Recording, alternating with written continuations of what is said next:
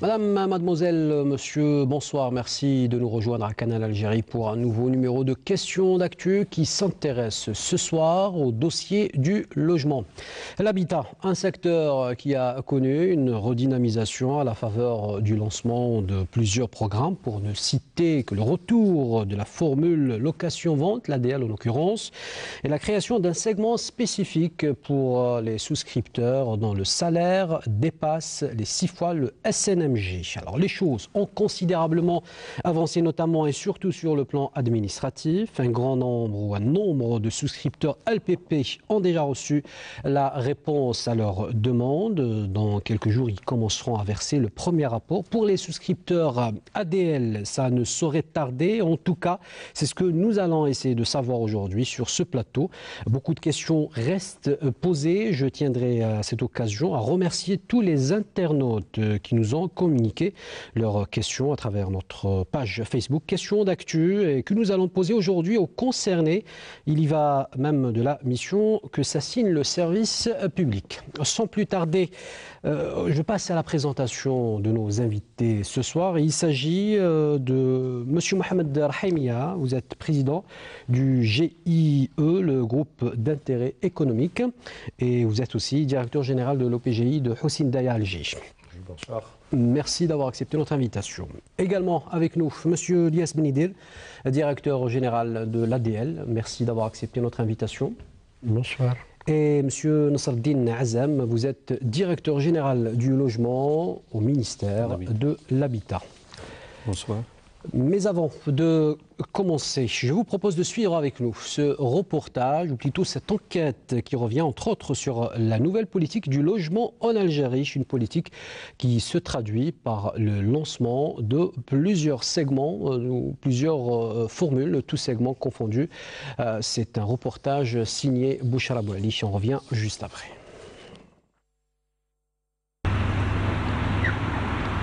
Sur les chantiers de construction de logements tout type confondus, des milliers d'ouvriers sont à pied d'œuvre pour que les délais de livraison soient respectés.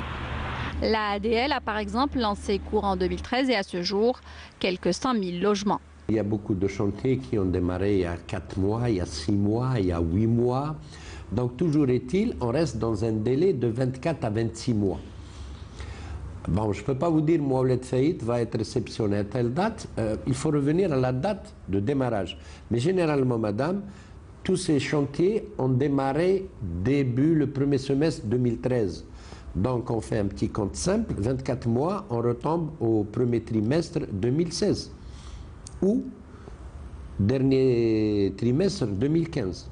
Généralement, ça va être ces dates-là, où les premières réceptions de logements vont commencer à se faire.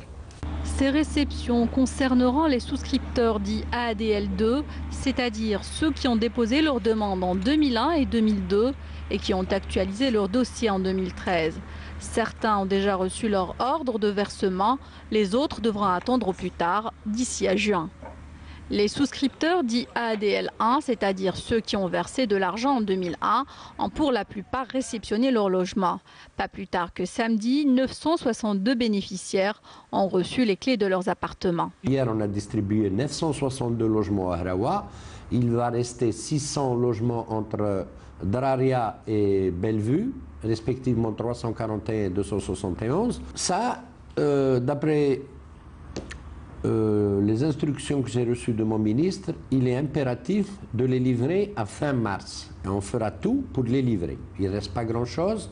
On va faire le forcing pour les livrer et on va terminer définitivement avec les 55 000 logements ADL. Des engagements ont été pris par le département de Abdelmajid Tebboune pour que l'épisode ADL1 ne se reproduise plus. Je m'engage pleinement avec ce qu'a dit Monsieur le ministre de l'Habitat. Et moi, je ne peux pas travailler de la même manière que l'ADL1 ou comment elle a démarré 2001. Je profite un petit peu de toutes les... Bon, c'était une nouvelle expérience en 2001 à l'époque, les gens n'étaient pas préparés, mais tant mieux, maintenant, on connaît un petit peu toutes les tares qu'il y a eu, on essaie de ne plus les faire. Donc, on est avancé avec la nouvelle ville de Seydi Abdallah où on a du foncier appréciable, avec Bouinen, la nouvelle ville de Bouinen. sur Regaya, sur la wilaya Tipaza, je pense que le foncier n'est plus un problème maintenant. Et Inch'Allah, on va occuper les nouveaux terrains incessamment, surtout sur Regaya, même sur la wilaya de Boumerdes, où un pôle qui va être créé de 400 hectares au niveau de Nasseria. Autre chantier, se lancer par l'entreprise nationale de promotion immobilière E1PI dans le cadre d'une nouvelle formule, le LPP, logement promotionnel public, destiné à la classe moyenne, dont les revenus oscillent entre 108 000 et 216 000 dinars. Aujourd'hui, nous sommes en phase de démarrage des projets. Nous avons démarré l'équivalent de 15 000 logements à travers le territoire national. Et rien qu'à Alger, où nous avons le plus nombre de souscripteurs, nous avons démarré l'équivalent de 10 000 logements à travers les différents sites qu'on a eus au niveau de la wilaya d'Alger. Et les premiers sites qui ont démarré, c'est le site de Samrouni. Nous avons actuellement 1064 logements. Nous avons le site de Sidi Abdallah avec une entreprise turque de 1067 logements. Nous avons un site également de Sidi Abdallah de 1200 logements, et nous avons également d'autres sites qui sont en train de démarrer. Alors les délais de réalisation varient en fonction du nombre de logements, mais ils oscillent entre 24 mois et 30 mois. Le prix actuellement arrêté définitivement est de l'ordre de 80 000 dinars en TTC le mètre carré. Cela veut dire, pour un logement F3 de 80 mètres carrés, ce sera un prix de 640 millions de centimes. Pour un logement F4 de 100 mètres carrés, le prix sera de 8 millions de dinars, 800 millions. Pour un logement de F5, 120 à 125 mètres carrés, le prix du logement sera de 960 millions. Les souscripteurs LPP recevront leur ordre de versement à partir du 15 février. Ils devront alors effectuer un premier versement de l'ordre de 500 000 dinars. Effectivement, nous avons arrêté dans une première phase un versement de 1 million de dinars. Et on a dû revoir donc le montant de ce premier apport à 500 000 dinars. Ça va être finalisé les jours-ci. Ce sera 500 000 dinars comme premier versement. Le souscripteur aura 2 mois de délai pour s'acquitter de ce montant-là. Pour le deuxième ordre de versement, qui sera 1 année après le premier ordre de versement, ce sera 1 million de dinars, mais on aura donc tous les documents nécessaires pour se présenter à la banque et pour pouvoir payer, toujours dans un délai de 2 mois, le deuxième versement. Le souscripteur va connaître dans les mois à venir le site, son logement, le type de logement qu'il aura à faire. Soyez précis, dans quelques mois, j'aimerais avoir une... Dans 1 année, pas avant. D'ici là, les postulants n'ayant pas reçu d'invitation afin de récupérer leur ordre de versement avant le 15 février pourront se présenter à la direction de l'E1PI afin de récupérer le document en question. Il y a certains citoyens qui effectivement n'ont pas encore reçu pour différentes raisons. Ça peut être dû à la poste, ça peut être un changement d'adresse, ça peut être de lenteur, mais qu'ils soient rassurés, quand bien même ils ne vont pas recevoir leurs invitations, on leur donnera le duplicata. Concernant le logement social, une formule destinée aux plus démunis et à la résorption de l'habitat précaire, de nombreux projets ont déjà été achevés, mais leur distribution ne se fera qu'une fois les équipements collectifs réalisés. Par ailleurs, le lancement de tous les projets de logements sociaux à Alger se fera avant la fin du premier trimestre 2014, soit avant la fin du mois de mars. Un retour sur le plateau de questions d'actu. Une question générale pour commencer. Alors, un bilan plus ou moins satisfaisant pour l'année 2013. Il reste beaucoup à faire pendant l'année 2014 et après, les années à venir. Alors, dans quelle mesure, M. Hazem, vous qui êtes directeur général du logement au sein du ministère de l'Habitat, dans quelle mesure ces différents programmes pourront-ils apporter une réponse à la forte demande? Moi, je pense que dans le cas de la diversification des segments de logement, nous sommes en train de toucher pratiquement toutes les franges de population. Nous avons commencé par le logement social, dit communément aujourd'hui le logement public locatif.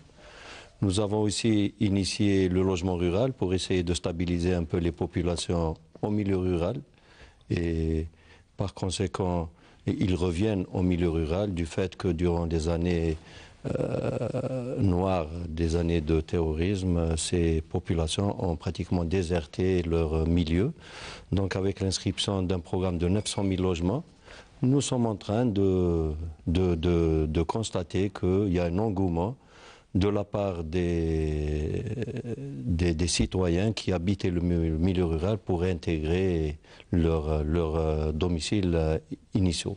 Nous avons initié aussi le programme LSP, qui a été remplacé après par le programme LPA, qui est toujours d'actualité. D'ailleurs, c'est des programmes qui sont en cours de réalisation. Nous avons en portefeuille actuellement l'équivalent de 250 000 logements qui sont pratiquement soit en phase d'achèvement, soit en cours de réalisation. Et nous avons initié à partir de 2000-2001 le programme ADL, qui a touché aussi une catégorie de population qui dépassait les 24 000 dinars et qui n'arrivait pas au seuil des 108 000 dinars actuellement, donc 6 fois le SNMG. Dans le cadre de la diversification des programmes, il y a eu le nouveau segment LPP. Le LPP concerne une catégorie de population qui dépasse le seuil des 108 000 dinars, donc 6 fois le SNMG, et qui n'atteint pas le seuil de 216 000 dinars, c'est l'équivalent de 12 fois le SNMG. Donc ce programme, il est libre, il n'est pas bloqué à un chiffre ou un nombre. Donc actuellement, nous avons en portefeuille 151 850 logements. Mais si on constate qu'il y a un engouement de la part de la catégorie de citoyens qui sont concernés par ce segment, nous sommes disposés encore à inscrire d'autres programmes LPP. Donc c'est un programme qui pratiquement est en cours de réalisation. Donc le PDG de l'EMPI l'a si bien dit au niveau du VTR. Donc actuellement, nous avons enregistré une demande de 46 000 logements. Sur les 46 000 logements, 23 000 logements concernent uniquement la wilaya d'Alger. Sur les 46 000 logements, 41 000 logements ont été traités et des avis favorables ont été donnés déjà pour 33 000 souscripteurs. Justement, une question qui reste posée, quel est le statut exact du LPP? On a souvent tendance à confondre. Autrement dit, je vous pose la question autrement. Est-ce qu'il s'agit d'une aide de l'État ou une formule purement commerciale? Vous savez, contrairement au logement location-vente, c'est un segment qui est soutenu indirectement par l'État. Donc c'est un segment qui n'est pas concerné par l'aide frontale de 700 000 dinars, mais qui est concerné aussi bien que le logement ADL ou le LPA par des avantages indirects tels que la bonification du taux d'intérêt ou l'abattement sur le foncier. Déjà, le fait qu'il y ait un abattement pratiquement de 80-90% sur le foncier, cela veut dire que le coût déjà le prix de vente déjà du logement est pratiquement en deçà de ce qui se pratique au niveau de la promotion libre où les gens achètent des terrains chez des privés, ils payent le prix coûtant. Et justement, sur quelle base a été décidé le prix du mètre carré, qui est, rappelons-le, à 80 000 dinars le mètre carré? Vous savez, le prix du mètre carré est calculé d'abord sur la base, c'est un calcul financier que le MPI a dû faire pour la détermination du prix. Donc c'est un coût de revient pratiquement, y compris toutes les charges, donc tous les frais de formalisation de dossier, y compris bien sûr les coûts de réalisation et les frais accessoires tels que les études et les suivis, augmentés d'une marge bénéficiaire qui sera définie par le MPI. C'est un segment de logement dont les prix pratiquement ils sont déjà balisés entre 600 millions et 900 millions en fonction bien sûr de la surface, mais je pense que c'est un produit qui est à la portée de n'importe quel citoyen qui peut bénéficier d'un crédit bancaire pour qu'il puisse couvrir, pour qu'il puisse soutenir son financement pour la réalisation de ce projet. Vous avez parlé à l'instant même d'avantages, notamment l'abattement sur le foncier. Est-ce que ces avantages ne pourront pas justement avoir un impact sur le prix du mètre carré, non pas à Alger, mais aussi c'est-à-dire que le prix du mètre carré est le même à Alger et dans le sud du pays? Est-ce que cela est justifié? Tout dépend de la nature, de la spécification technique du logement. Un logement qui est construit de façon individuelle au niveau du sud ou au niveau des hauts plateaux, je ne pense pas que le prix de ce logement sera l'équivalent d'un logement qui est construit sur un R+5 ou un R+9. Donc les prix, peut-être, ils vont varier en fonction de la typologie du logement qui va être réalisé, mais qui ne sauraient en aucun cas peut-être dépasser les seuils qui ont été arrêtés par le MPI. Vous avez parlé de R+9. Est-ce qu'il y aura des bâtiments de 9 étages, par exemple? Je pense qu'il va y avoir des bâtiments de R+9 et peut-être même du R+16, à l'instar des programmes qui sont lancés par l'ADL. Dans le LPP. Dans le LPP, oui. On revient dans quelques instants à vous, Monsieur Azam, pour vous poser d'autres questions, notamment autour du LPP. Monsieur Rahimia, alors l'apport de l'OPGI, justement, dans l'aboutissement de ces différents programmes, sachant que le logement social a la part du liant de tous ces programmes, quand on le compare avec le LPP qui totalise pour cette année 15 000 logements, loin des 800 000 que totalise, je pense, votre segment. Je vous remercie de la question. Moi, je voudrais juste compléter, M. Azem, par rapport à votre question.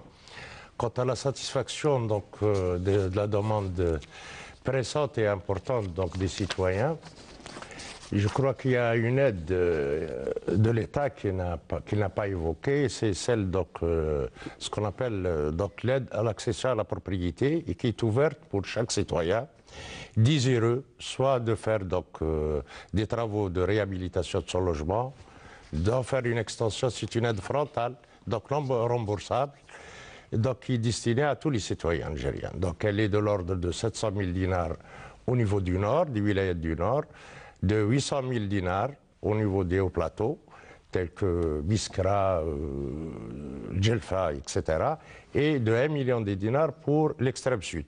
Ça aussi, c'est un effort donc, important de l'État qui est consenti en direction de sa population.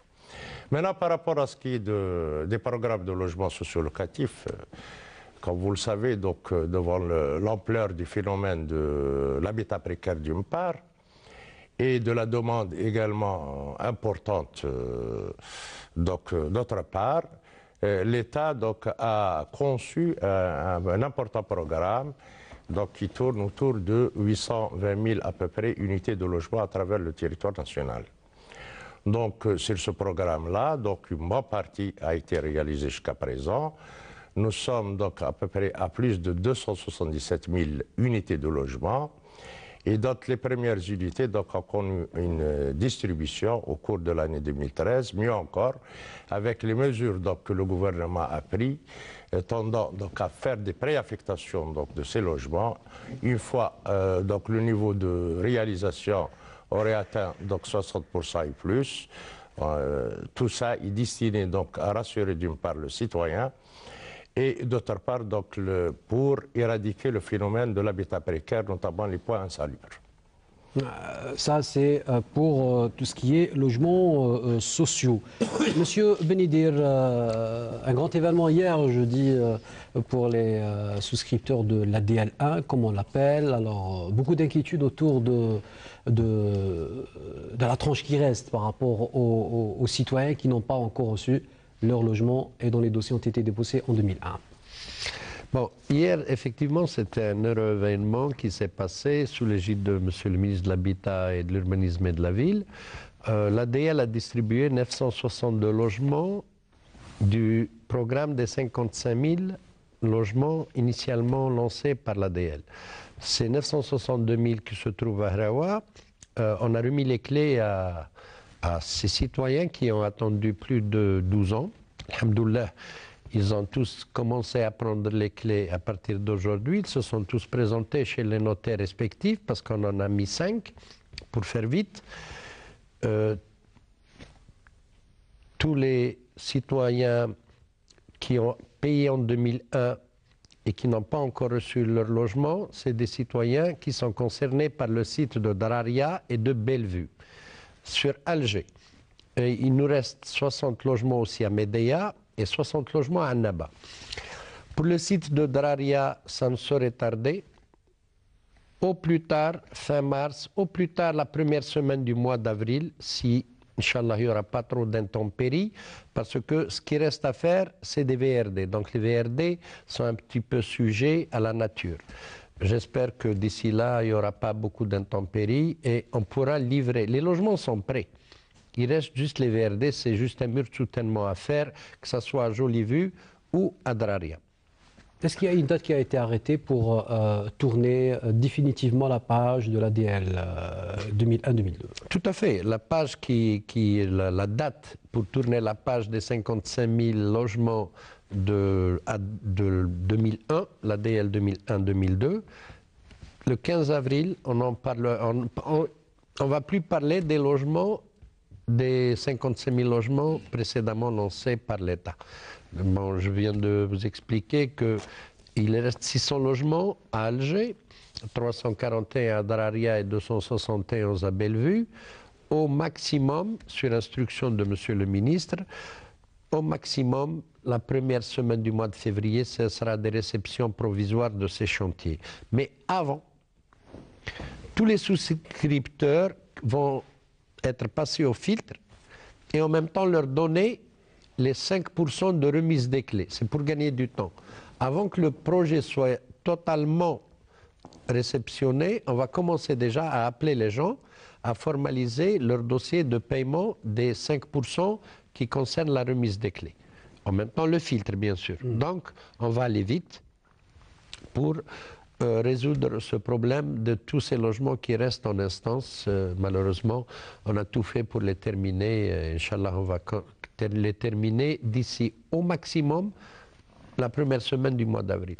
Alors, pour le LPP, on a vu que l'opération a considérablement avancé sur le plan administratif. Qu'en est-il au projet ADL, monsieur? ADL2, bien sûr. Bon, concernant l'ADL2, bon. Je pose cette question parce que bon, les souscripteurs, enfin un bon nombre de souscripteurs LPP ont reçu leur invitation pour retirer l'ordre de versement.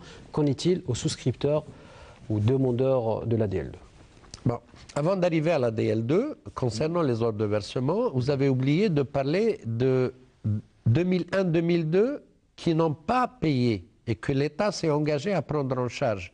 Dans un premier temps, on leur a demandé d'actualiser leur dossier. Parce que vous savez, en 10 ans, la situation sociale de ces gens-là a changé. Effectivement, sur pratiquement la demande initiale, qui était de 146 000 demandes en instance, 2001-2002, je parle d'Alger, hein, uniquement, plus de 40% se sont désistés parce qu'ils ont tous réglé leurs problèmes d'une manière ou d'une autre. 10 ans, c'est toute une vie. Bon, il y a des gens qui ont réglé le problème de leur logement en achetant un logement chez un promoteur, ou bien en allant au LSP, ou bien avoir un logement social, ou bien un lot de terrain. Donc là-dessus, on a régularisé plus de, jusqu'à maintenant, sur pratiquement 90 000 dossiers actualisés, on en est pratiquement à 60%. Des gens qui ont été convoqués pour prendre leur ordre de versement. Actuellement, l'ADL reçoit plus de 500 personnes par jour. Alors, dans les 500 personnes, on a 250 personnes qui viennent prendre leur ordre de versement et 250 personnes qui viennent pour des renseignements et des informations. On les prend en charge, on leur explique. Maintenant, on va augmenter la cadence. Bientôt, dans 15 jours à peu près, on va augmenter la cadence où l'ADL doit recevoir plus de 1500 clients par jour. Donc, on a commencé cette semaine à envoyer 5000 convocations pour les ordres de versement, étalées sur un mois. Mais bien sûr avec le personnel adéquat pour ne pas... Non, on s'est organisé pour ça. Organiser, oui. Non, on s'est organisé et on va encore se perfectionner pour s'organiser de plus en plus, de façon à ce que le citoyen, quand il vient, il ne perd pas son temps, il règle son problème, il ne reste pas au niveau de l'ADL. Bon, l'ADL, on a un problème de surface aussi. Mais malgré ça, on est en train de s'organiser et jusqu'à maintenant, je vous l'ai dit, plus de 500 jusqu'à 600 personnes par jour, on les gère convenablement. Et les gens ont compris que ça marche bien, donc ils prennent en compte un petit peu 500 personnes, 600 personnes, c'est pas facile à gérer et à canaliser. Oui. Bon, tous les gens sont coopératifs et je profite de l'occasion pour les remercier de leur coopération. Ils comment on est en train de travailler. Mais alhamdoulilah, ça va aller de mieux en mieux. tous les souscripteurs de 2001-2002 qui ont actualisé, j'insiste là-dessus, pour arriver à l'ADL 2, comme les gens l'appellent. Tous ces gens-là auront leur ordre de versement avant la fin du mois d'avril, parce qu'on va s'organiser de façon à ce que tous ces gens-là seront convoqués et on s'organise de façon à les recevoir. Bien sûr, il y aura toujours des retardataires. Il y a des gens qui ne respectent pas leur délai d'invitation pour venir prendre les ordres de versement. Et ils ont un mois pour aller payer. Quand on leur délivre un ordre de versement, ils ont un mois pour aller payer. Et beaucoup de gens demandent des prolongations parce qu'ils n'arrivent pas à rassembler toute la somme nécessaire. Mais on leur donne encore un autre mois de délai supplémentaire. Ça, les 2001-2002. Au maximum, fin avril, tous ces gens-là qui ont actualisé en 2001 et 2002 auront leur ordre de versement. Et 2002, on a déjà commencé à convoquer timidement 300 personnes que pour les samedis, pour ne pas encombrer les gens de 2001. Mais une fois qu'on va s'organiser, on va créer encore un deuxième chapitre au niveau de l'ADL pour canaliser les gens de 2002. Je pense dans une dizaine de jours, tout sera prêt. L'ADL va envoyer, comme je viens de vous le dire, plus de 5000 logements, 5000 convocations par semaine. Donc, il n'y a que le vendredi où on ne travaille pas. Sans ça, tous les autres jours, on travaille. Et même si le besoin se fera sentir pour travailler le vendredi, après la prière du vendredi, on va le faire. Pour aller vite et pour clore définitivement ce dossier de 2001-2002, actualisation. Et là, pour revenir, après, on pourra s'occuper très à l'aise des gens de ADL2, qui, jusqu'à maintenant, sont autour de 768 000 souscripteurs à travers le territoire national, pour lesquels on a reçu, et c'est des gens qui ont reçu un avis favorable, hein. Les 768 000, c'est le territoire national, ont reçu un avis favorable. Sur les 768 000, on a 315 000 réponses, c'est-à-dire 315 000 dossiers physiques qui sont au niveau du centre de traitement de Bab Zouar, dont 129 000 uniquement pour Alger, pour une demande de 212 000. Sur ce chiffre de 315 000 au niveau national, plus de 40% de ces dossiers sont traités, qui seront soumis incessamment à la commission d'éligibilité instaurée par M. le ministre de l'Habitat, qui est composée du DLEP, de la CNL et de l'ADL. À partir de là, et quand on va terminer 2001-2002, comme je vous l'ai dit, on va commencer à appeler les ADL2 pour venir prendre aussi leur ordre de versement. Et tout ça se fera par ordre chronologique. Chacun son tour. Mais il y a des dates qui ont été fixées? Tout à fait, parce que tout est fixé au niveau du moment que vous vous inscrivez. C'est cette date-là pour laquelle on prendra en compte votre date d'inscription. Alors, oui, monsieur Hazan. À travers ce plateau, rassurer un peu les 5000 souscripteurs de l'ADL qui ont été transférés à l'EMPI du fait qu'ils ne sont plus éligibles à ce segment. Donc la décision qui a été prise par le ministère de l'Habitat, de l'Urbanisme et de la Ville, c'est de les faire passer en priorité parce qu'ils étaient inscrits déjà au même titre que 2001-2002. Au même titre que de 2001 et 2002.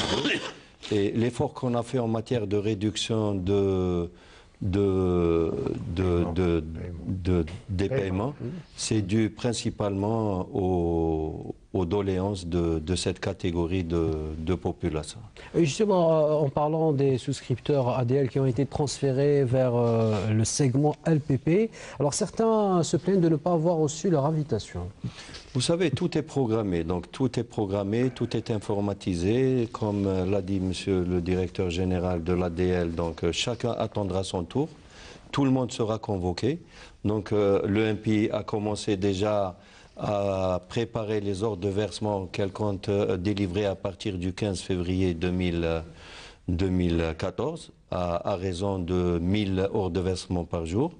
Je voudrais les rassurer que tous les gens qui ont reçu des avis favorables seront convoqués en temps opportun pour commencer à payer les premiers apports. Je voudrais aussi dire que le fait de lancer ces deux programmes, ça nous a quand même permis de revoir l'organisation des deux organismes, le MPI et l'ADL. Et par voie de conséquence, c'est des opérations qui nous ont permis aussi de procéder à des recrutements de personnel, qui est l'équivalent de 300 nouveaux postes qui ont été créés. À l'échelle de l'ADL, je crois que c'est 100 postes. À l'échelle de l'EMPI, c'est 180 postes. Donc c'est des opérations qui sont en train de nous permettre aussi de régler un problème d'emploi au niveau de ces organismes. Par rapport aux inquiétudes concernant les invitations, alors que fera le souscripteur qui n'a pas reçu son invitation à partir du 15 février? Je pense que tout a été prévu. Tout souscripteur qui n'a pas reçu sa convocation, il peut se présenter aux organismes concernés, comme l'avait dit mon collègue, pour demander éventuellement un duplicata. Moi, je pense que ça doit se faire au niveau de la direction générale. Le fait de ne pas recevoir les convocations, c'est par rapport au volume, parce que le volume il est très important à l'échelle des deux organismes. Je pense que même les services postaux sont un peu saturés par le fait que tout a été transmis en même temps. Mais je voudrais encore rassurer les souscripteurs que tout le monde sera convoqué, donc il n'y a pas l'air de s'inquiéter. Tout le monde aura son tour et tout le monde passera pour récupérer son ordre de versement. Avant de passer Pardon, oui, je monsieur voudrais juste reprendre quelque chose concernant ce que dit M. Hazem.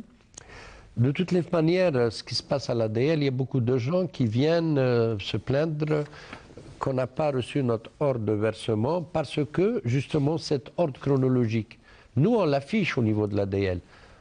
Aujourd'hui, on est arrivé au 24 avril, par exemple, la date d'actualisation. Il y a des gens qui sont le 20 avril et ils n'ont rien reçu. Ils peuvent se présenter au niveau de l'ADL, ils vont trouver leur ordre de versement. Cela ne veut pas dire que l'ADL ne les a pas convoqués. Vous savez, il y a, comme l'a dit tout à l'heure dans le VTR, M. Guilletti, il y a des gens qui ont changé d'adresse, qui étaient locataires pour une raison ou une autre, ils ont changé d'adresse. Il y a beaucoup d'enveloppes qu'on met dans les boîtes aux lettres, les gosses les déchirent. Et il y a beaucoup aussi de gens à qui on envoie, avec accusé de réception, pour venir à la poste retirer leur enveloppe, et ils ne partent pas. Ils préfèrent venir faire pratiquement du porte-à-porte, mais ça ne fait rien. Mais les gens qui viennent et qui sont listés, informatisés chez nous, on leur dit d'attendre et on leur donne leur ordre de versement. C'est les fameux retardataires. M. Benidir. Pardon? Pourquoi ne pas envoyer par SMS, par exemple? Utiliser les TIC. Ça a été fait pour le bac. Vous savez, par SMS, on a essayé par téléphone. Bon, il y a eu des quiproquos qu'on appelait les gens qu'on connaît. Bon. Et non, du moment que c'est actualisé, c'est informatisé par ordre chronologique, on a préféré encore faire mieux. On a signé des conventions avec l'EMS, c'est disons l'huissier de la Poste, qui lui fait tout, parce qu'on paye assez cher cette enveloppe, cette convocation, fait tout pour vous trouver, soit par téléphone, soit par scooter. Il vient même le soir vous chercher. Même si vous n'êtes pas là dans la journée, vous et votre femme, il revient le soir, il vous appelle, soit il vous demande de venir à tel poste prendre votre convocation, soit il vous la fait parvenir. C'est encore mieux. Bon, le SMS, bon, ça peut éventuellement prêter à confusion. Et pour éviter tout équivoque, on a préféré faire une convention passer par les voies conventionnelles. Alors, la question du mode de paiement, c'est une question qui a fait couler beaucoup d'encre. Alors, 100 millions, 50 millions, 55 millions. Alors, une réponse précise, monsieur Hassan. Je pense que la question a été tranchée par monsieur le ministre. Il a d'ailleurs confirmé lors de son passage samedi à la chaîne 3. Ça a été aussi repris par le directeur général de l'EMPI. On voudrait encore le confirmer une autre fois pour rassurer nos souscripteurs. Donc la première tranche est arrêtée à 500 000 dinars et le souscripteur a un délai de 2 mois pour venir s'acquitter du paiement. La deuxième tranche est prévue une année après Et à ce moment-là, le souscripteur peut aller vers une banque pour contracter un crédit et par voie de conséquence financer son logement.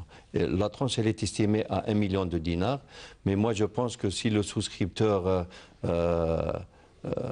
ira à la banque pour négocier son crédit, je pense que même la tranche sera noyée dans le cadre du montage financier qui sera pris en charge par la banque. Donc l'un pays n'est pas concerné de l'opération qui se passe entre le souscripteur et la banque. Non, le souscripteur aura à contracter un crédit pour boucler son financement, parce que maintenant, celui qui a les moyens financiers pour payer la totalité de son logement à l'EMPI, il le fera.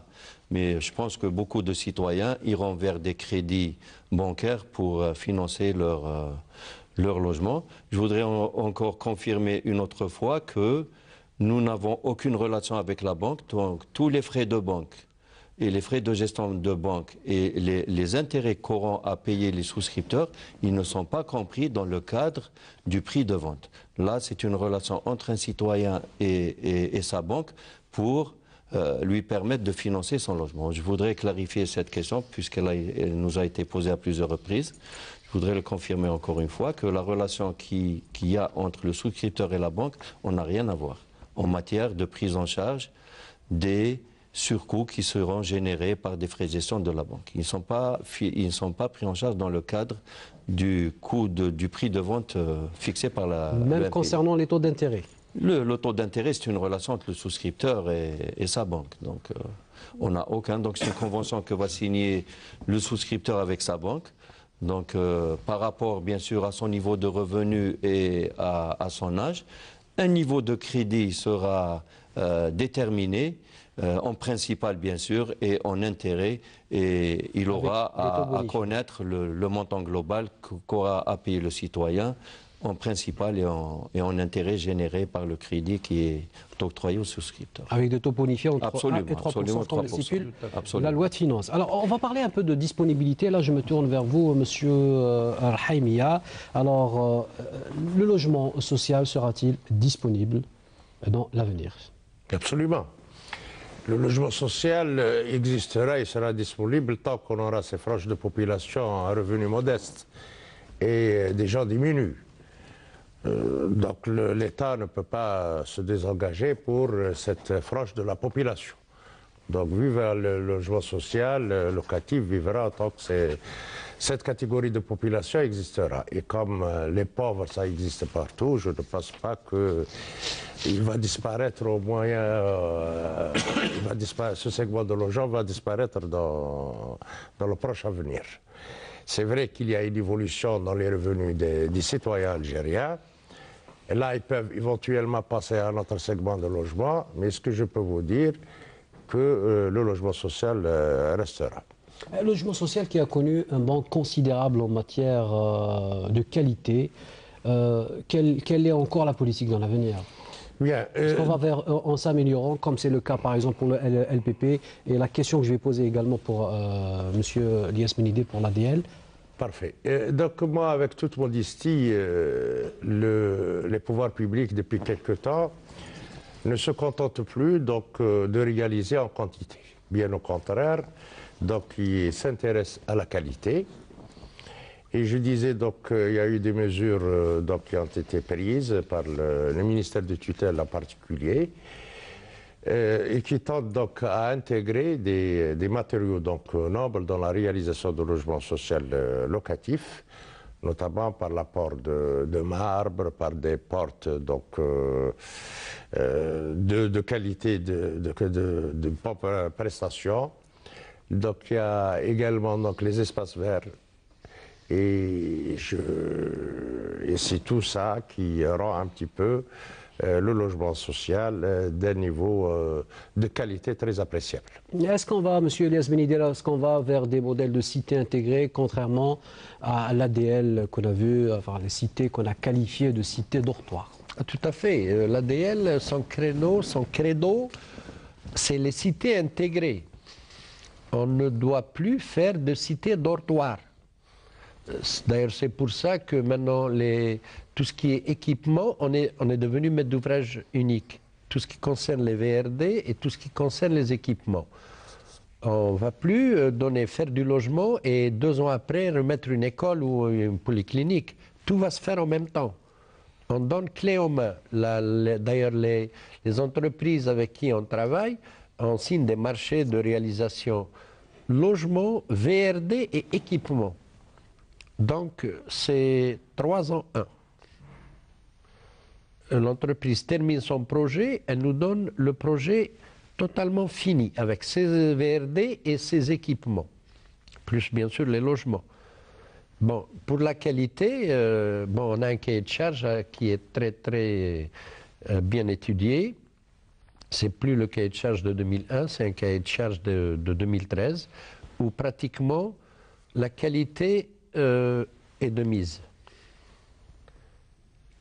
Tout à l'heure, M. Azem parlait de recrutement de personnel pour ces opérations d'actualisation d'ordre de versement qui sont au niveau de la DL 241 pour le moment et 70 que pour Alger. Mais concernant les chantiers, on prévoit pratiquement au moins 1000 ingénieurs, génie civil ou architectes qui, eux, vont s'occuper que des chantiers. D'ailleurs, dans le nouveau organigramme dont parlait tout à l'heure mon ami, c'est plus des directions de wilaya, c'est des directions de projet. Ils sont sur site, ils sont dans le chantier, qui, eux, vérifient un petit peu tout ce qui se fait en matière de travaux, qualité, études, plus il y a un bureau d'études qui, lui, gère l'entreprise. Et notre directeur de projet, qui doit avoir ses ingénieurs et ses architectes, gère le bureau d'études plus l'entreprise. Un double contrôle.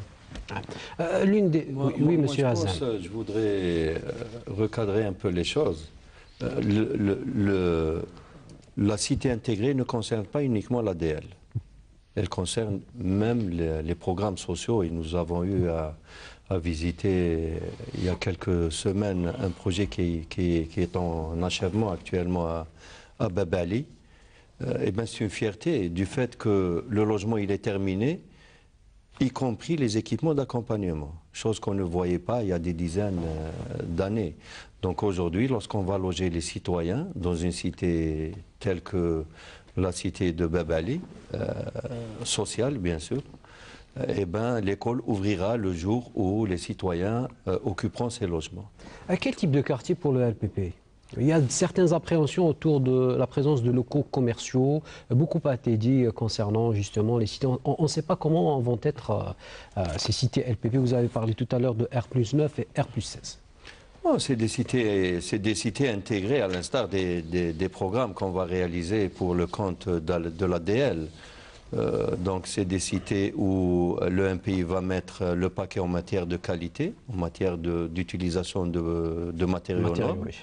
Je pense que les commerces de bazar, il n'y aura pas. Il y aura des commerces peut-être réfléchis pour créer de grands boulevards de 30 mètres de large avec de grands espaces au niveau des trottoirs pour peut-être meubler ça avec de très beaux restaurants et de très beaux équipements pour permettre aux citoyens de vivre dans leur cité, mais réaliser des petits commerces de boucherie, d'épicerie, je pense que ça sera très limité au niveau de... Donc c'est un urbanisme commercial qu'on va intégrer au niveau de ces cités.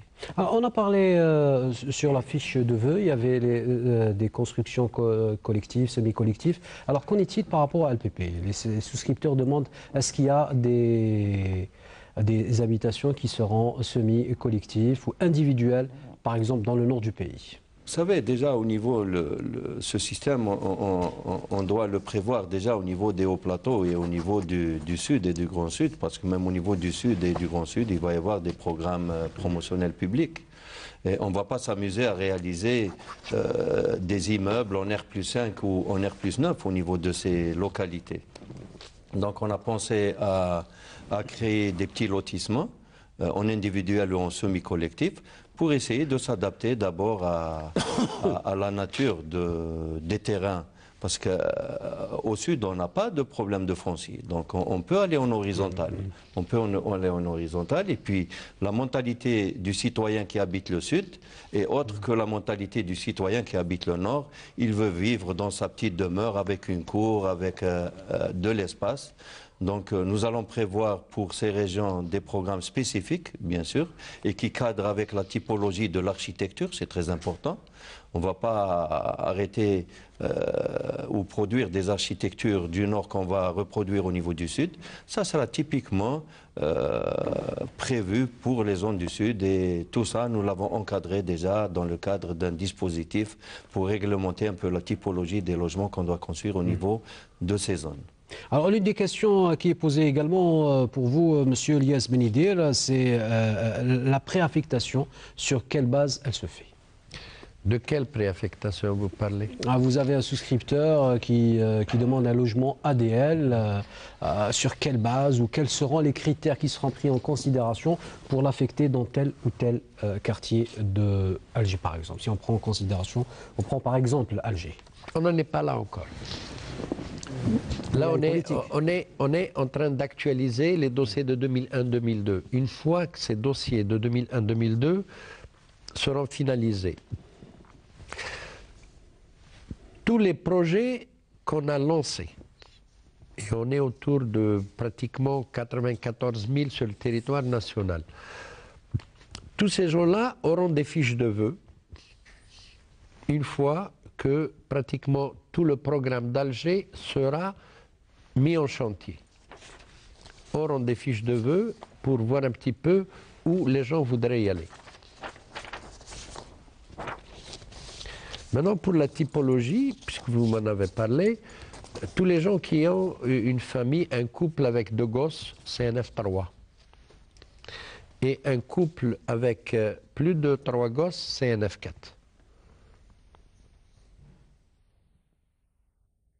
Mais ça va s'appliquer donc au moment où on va demander aux gens de choisir leur site.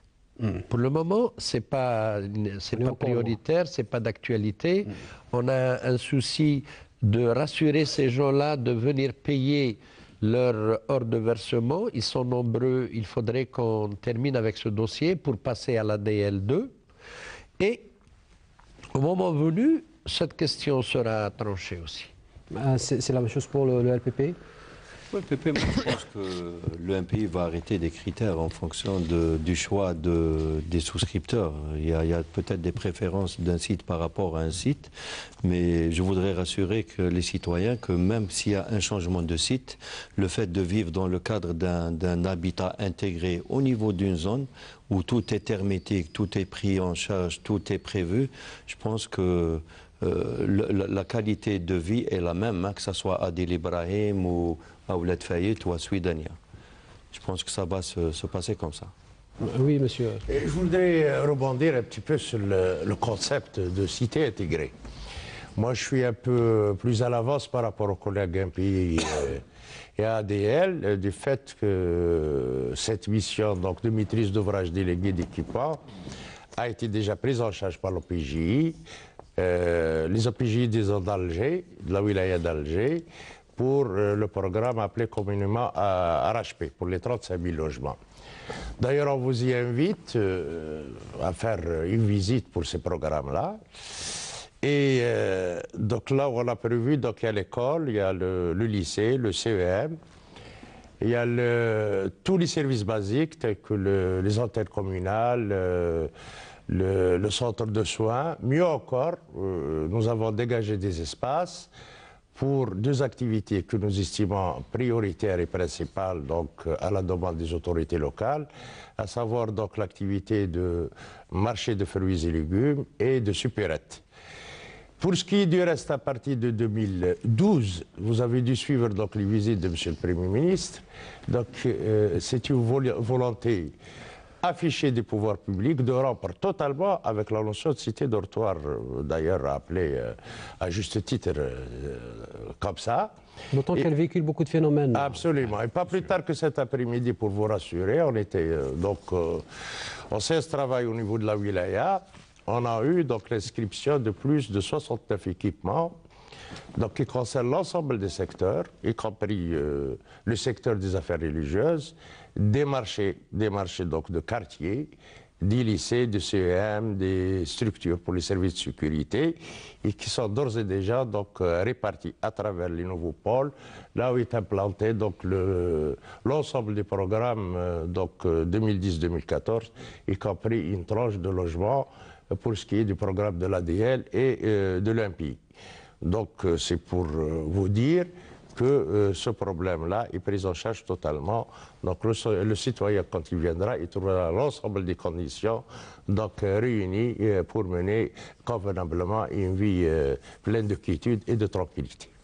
Alors, une question qui a été soulevée, c'est une question que je vous pose à la fois M. Azzam et M. Elias Benidir, c'est il y a des citoyens qui se sont inscrits dans la démarche, enfin dans le segment LPP, et par la suite ils se sont inscrits dans le segment ADL, et quand ils ont reçu par la suite une réponse défavorable de la part de l'INPI. Comment résoudre ce problème?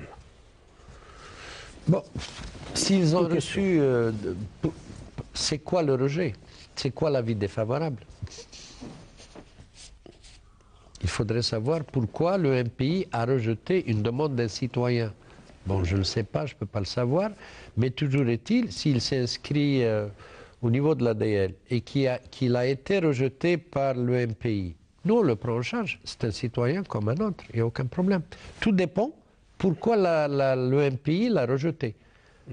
A rejeté sa demande. Excusez-moi. C'est le motif du rejet qui va définir, voilà, qui va définir un petit peu où c'est l'ADL qui le prend, ou de l'INPI. ou bien même nous, on va rejeter sa demande. Tout dépend du motif, effectivement. Si il a été filtré comme étant quelqu'un qui a déjà reçu une aide de la CNL, ou étant acquéreur d'un logement ou d'un bien, je pense que même chez nous, à l'ADL, sa demande sera rejetée. C'est systématique, le fichier national. Tout le monde doit passer par le fichier national. Je voudrais rassurer vous m'excusez, oui, je voudrais rassurer cette frange de population qui a des voies de recours qui sont ouvertes au niveau du ministère de l'Habitat. Tout à fait.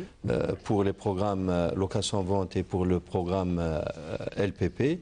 Donc les citoyens qui se sentent lésés par rapport à ce qu'ils ont reçu comme avis défavorable, ils peuvent saisir la commission de recours du ministère de l'Habitat qui est présidée par M. le secrétaire général et dont je suis membre, pour qu'on puisse traiter son dossier et de le réorienter vers un segment s'il ouvre droit. S'il n'ouvre pas droit, on va lui dire franchement et on doit lui justifier d'ailleurs le motif du rejet définitif. Vous avez parlé de recours. Est-ce qu'il y a un recours, par exemple, qui est offert aux souscripteurs LPP concernant l'affectation? Non, pas encore. Pour l'instant, nous sommes au stade de l'éligibilité des souscripteurs. Des souscripteurs. Non, je me tourne vers vous, Monsieur Al-Hamia, concernant la cession des biens de l'État, où en est-on? Oui. Donc, pour ce qui est de la cession des biens de l'État, quand même, les résultats sont en deçà de l'objectif escompté. On a réalisé l'équivalent de quelque chose comme 116 000 au niveau du territoire national de biens cédés sur un parc qui se situe autour de 600 000 biens accessibles. Depuis donc, les nouvelles dispositions donc, qui ont été donc, prises par les pouvoirs publics qui tendent donc, à rallonger les délais donc, de dépôt de ces dossiers, nous assistons également à une opération très timide.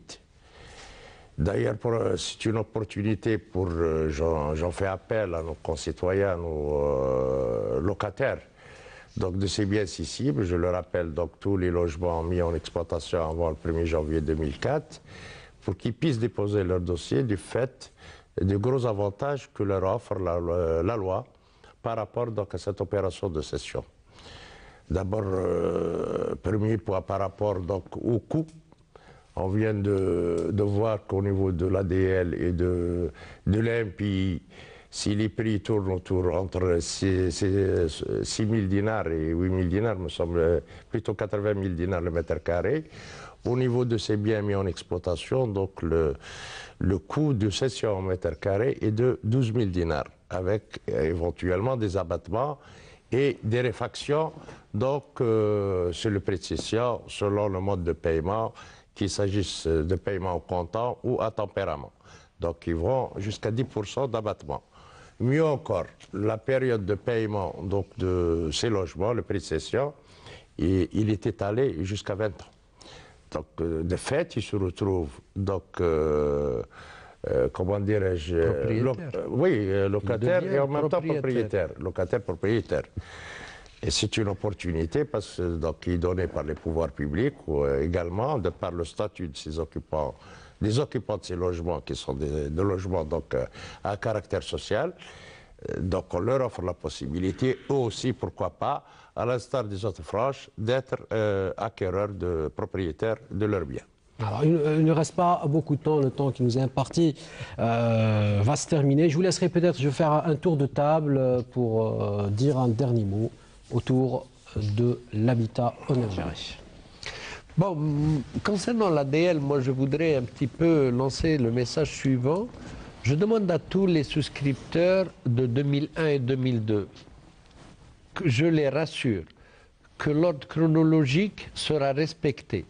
Je les rassure que l'ADL met les bouchées doubles pour satisfaire ces souscripteurs de 2001-2002, que l'ADL fait tout pour aller très très vite dans les convocations et dans la remise d'ordre de versement.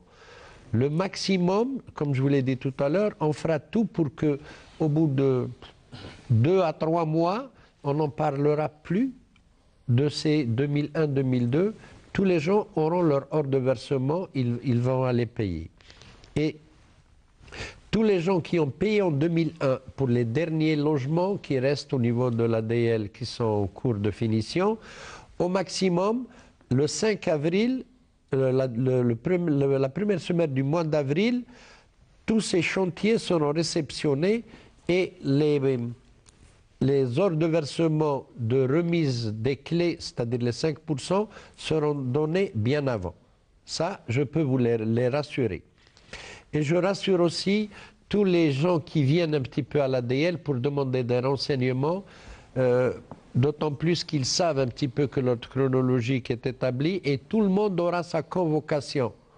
Tout le monde aura sa convocation par ordre chronologique. Ce n'est pas la peine de venir à l'ADL, d'encombrer l'espace très réduit déjà qu'on a à l'ADL pour pouvoir laisser les gens qui sont convoqués pour cette journée pour pouvoir prendre leur ordre de versement. Quand on reçoit jusqu'à 500, 800 personnes par jour, vous savez qu'on est perturbé et c'est très difficile de travailler dans des conditions pareilles. Que chacun respecte et attende sa convocation. Tout le monde aura sa convocation.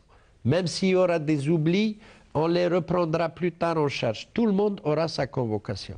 Et je peux rassurer tous les souscripteurs de l'ADL que l'ADL est là et fera le maximum pour les satisfaire dans un cadre organisé. Merci, monsieur Elias Benidir. Alors, c'est monsieur Azzam. Moi, je pense que, je le dirais peut-être avec fierté, que nous sommes le seul pays au monde qui réalise des programmes aussi importants, l'équivalent de 2 500 000 logements, financés pratiquement en totalité par l'État. Et je vous donnerai un montant qui a été injecté pour ce secteur qui est de 60 milliards de dollars. C'est quand même très important. Et puis, ce qui est intéressant de dire, c'est que dans le jargon du secteur, on dit quand le bâtiment va, tout va. Donc, c'est un secteur qui fait travailler par effet d'entraînement tous les autres secteurs, donc toutes les PMI. Je pense que c'est un secteur qui est en train de contribuer au règlement de la crise de logement de ce pays, qui fait travailler beaucoup de main-d'œuvre, donc il règle aussi le problème de chômage, et puis qui permet aussi à des petits industriels de concevoir, de réaliser des petites usines pour faire face à la demande de matériaux de construction. C'est très important de le signaler. Monsieur Hamir. Moi, je voudrais, à travers donc, ce plateau, lancer un appel d'espoir pour les citoyens, notamment les citoyens algérois. Parce que le programme actuellement qui est en cours de réalisation, il couvre les besoins recensés depuis 2008 à nos jours. Ce qu'il y a comme cagnotte de logements disponibles actuellement et ce qui va être livré au courant de l'année 2014 et les 2 années prochaines, il va couvrir totalement l'ensemble de la demande au niveau d'Alger. Donc le programme est important, il est d'une ampleur extraordinaire et exceptionnelle. Inch'Allah, nous sommes en train de travailler, les autorités sont en train de travailler jour et nuit. Ils sont en train de travailler donc de jour et nuit pour assainir les listes définitives et assurer un relogement dans les meilleures conditions. Monsieur Mohamed Rahimia, président du GIE et DG de l'OPJ de Hussein Dey, merci d'avoir répondu à nos questions. Merci également à vous, monsieur Lies Benidir, directeur général de l'ADL, pas l'ADL 1, l'ADL 2, mais tout l'ADL. Merci à vous également, monsieur Nasserdine Azam, directeur général du logement au sein du ministère de l'Habitat et de l'Urbanisme. Merci à vous, madame, monsieur, d'avoir suivi avec nous cette émission consacrée au dossier du logement. Espérons vous retrouver la semaine prochaine à Question d'actu pour un nouveau thème. Je vous dis au revoir et bonne soirée.